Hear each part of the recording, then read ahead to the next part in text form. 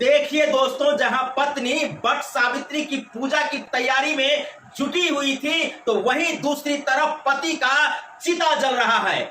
पति जो है अपनी पत्नी के लिए अपने घर से वट सावित्री की सामग्री को लेकर के ससुराल अपनी पत्नी के लिए ले जा रहा था। रास्ते में जब वो जा रहे थे तो पिकअप दूसरी तरफ से आकर के उसके गाड़ी को ठोक देता है और उसी जगह पर उनकी दर्दनाक मौत हो जाती है।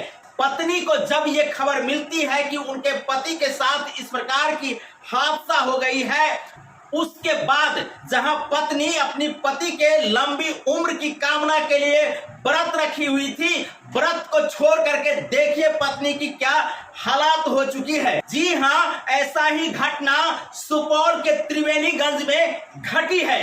देखिए किस प्रकार से एक तरफ अर्थी जल रही है तो दूसरी तरफ जो पत्नी अपनी पति के लंबी आयु के लिए वट सावित्री की पूजा कर रही थी, उसकी क्या दशा हो चुकी है।